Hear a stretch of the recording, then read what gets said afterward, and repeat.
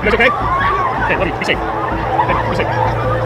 Is from the United States of America, wherein a key Trump ally has been shot dead at a MAGA event.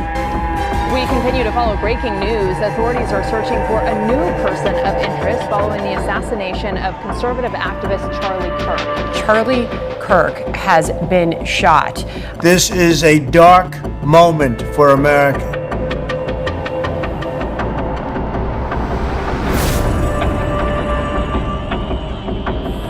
Hello नमस्कार, सत श्री अकाल, अस्सलाम वालेकुम। कैसे हैं जनाब? आज वीडियो के आखिर में एक बंद लिफाफे में बात होगी, उम्मीद है आप लोग समझ जाएंगे। लेकिन अमेरिका से साथियों बहुत बड़ी खबर आ रही है, बहुत बड़ी खबर आ रही है। यूं तो जो हेड ऑफ स्टेट होते हैं या बहुत बड़े डिग्निटरीज होते हैं या लीडर्स होते हैं, उनके लिए इस तरह के अल्फाज इस्तेमाल किए जाते हैं। लेकिन मैं कह सकता हूं कि अमेरिका में एक बहुत बड़ा असैसिनेशन हुआ है 31 वर्षीय चार्ली कर्क का मैं आप लोगों को थोड़ा सा इतिहास बता दूं।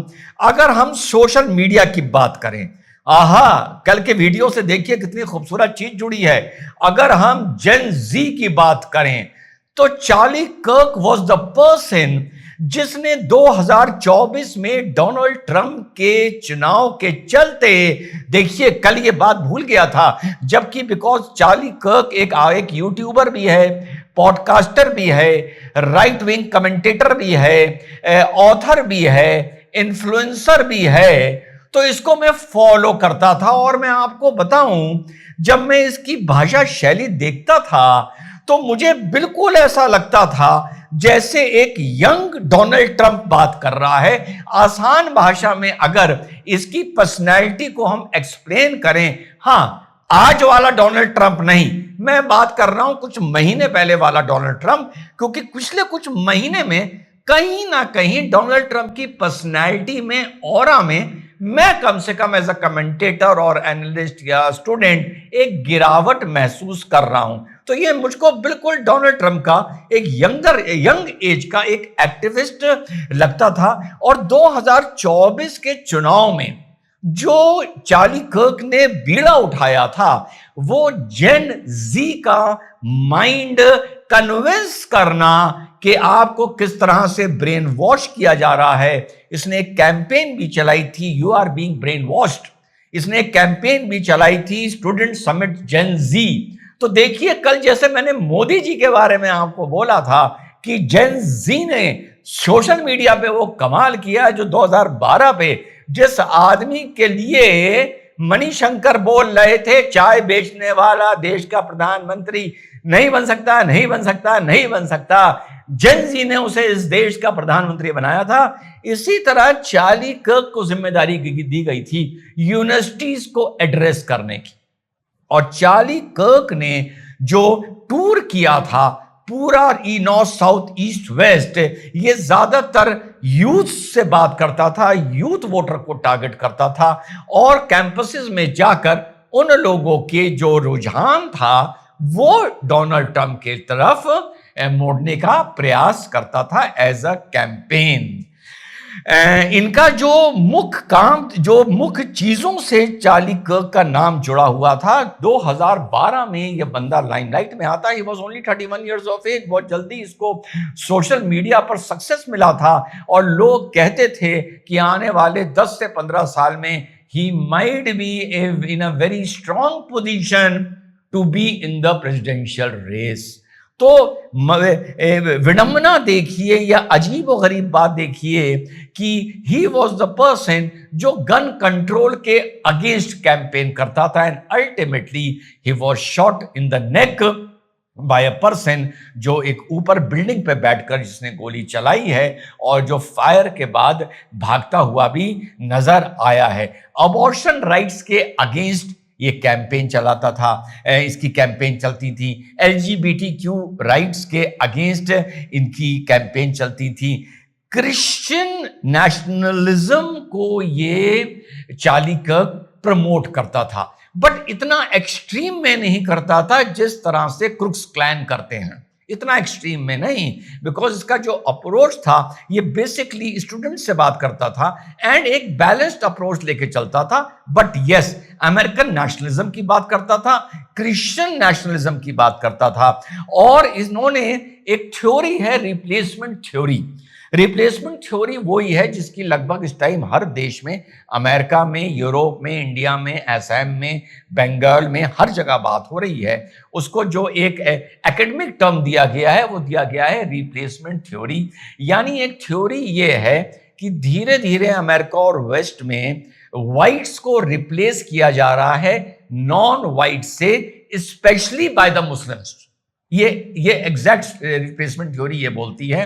तो रिप्लेसमेंट थ्योरी को ये प्रोपोगेट करता था कि आप लोगों की डेमोग्राफिक चेंज हो रही हैं। So again he was addressing in the state of उठा, ये वहां पर एक स्टूडेंट्स को एड्रेस कर रहा था, एक मंच बना हुआ था और वहां पे अपनी बात करते करते ही वॉज सिटिंग अलोन, तो दूर से किसी हाई प्रोफाइल राइफल से एक सिंगल शॉट मारा गया जो इसकी नेक पर लगा है। विजुअल्स कम्युनिटी गाइडलाइंस की वजह से हम आपको नहीं दिखा सकते।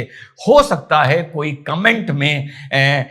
कमेंट में वो छोटा सा शॉट या रील डाल दे, तो हो सकता है शायद आपको बाय चांस वो हमारे पिन कमेंट में देखने को मिल जाए। तो साहब ये पूरी इस बंदे की कहानी थी। और 2024 के इलेक्शन में इसने टूथ एंड नेल लड़ाई लड़ी थी डोनाल्ड ट्रंप को अमेरिका का प्रेसिडेंट बनाने के लिए।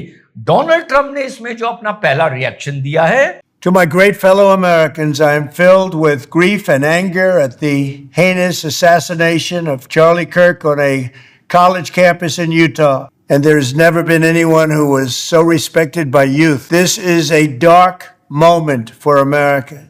Charlie Kirk traveled the nation, joyfully engaging with everyone interested in good faith debate.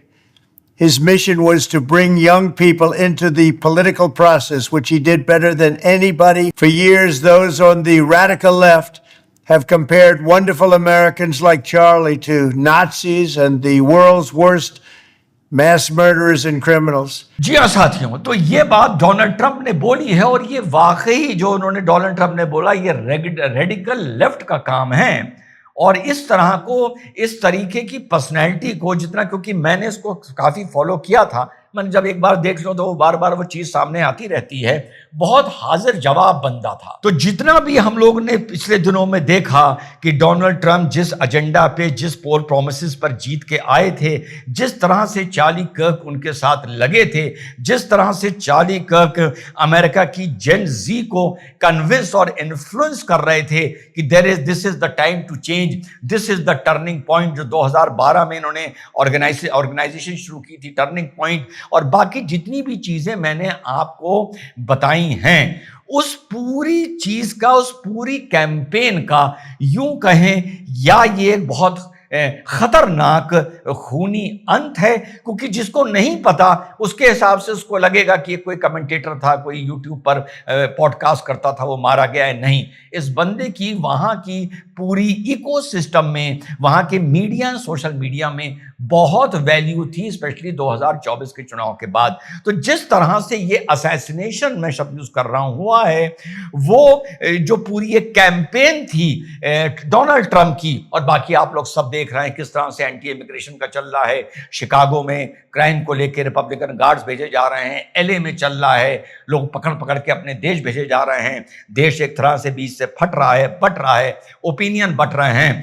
तो ये उस पूरी कैंपेन का या तो एक बहुत खूनी अंत हुआ है, या उस पूरी कैंपेन का ये एक बहुत खूनी, मेरे साथियों, ये बहुत खूनी शुरुआत मुझे देखने को मिल रही है। और जब हम इस असैसिनेशन को देखते हैं, ये हूबहू वो असैसिनेशन है जो 2024 के चुनाव से पहले डोनाल्ड ट्रंप पे अटेम्प्ट हुआ था, जिसमें इसी तरह की एक फील्ड थी, लगभग इसी तरह का टेंट था, लगभग उसके सामने इसी तरह की एक बिल्डिंग थी, और वहां से एक single shot high calibre rifle से गोली चलती है और डोनाल्ड ट्रंप के ऑफ द ईयर को छूती हुई निकलती है। आप लोगों को अच्छी तरह याद होगा, हूबहू ये उस किस्से का रेप्लिकेट होता हुआ साथियों नजर आ रहा है। और डोनाल्ड ट्रंप ने भी, जैसा मैंने आपको बताया, कि रेडिकल लेफ्ट को डायरेक्टली अटैक करते हुए, हां अभी कोई भी पकड़ा नहीं गया है। 2-3 लोग FBI ने पकड़े थे, उनको इनिशियल क्वेश्चनिंग के बाद, इंक्वायरी के बाद उनको फिलहाल छोड़ दिया गया है। और बहुत ही खतरनाक ये पूरी दुनिया के लिए और अमेरिका के लिए ये असैसिनेशन है। चलते चलते ये भी कहूंगा कि कभी कभी कुछ बड़े बड़े देशों में बड़ी बड़ी सरकारें कभी कभी अपने किसी बड़े बड़े कामों से बड़ी बड़ी तरीके से इस तरीके से घिर जाती हैं, तो फिर उन्हीं देशों में बड़ी बड़ी घटनाएं भी होती हैं। जय हिंद, वंदे मातरम, खुदा हाफिज़।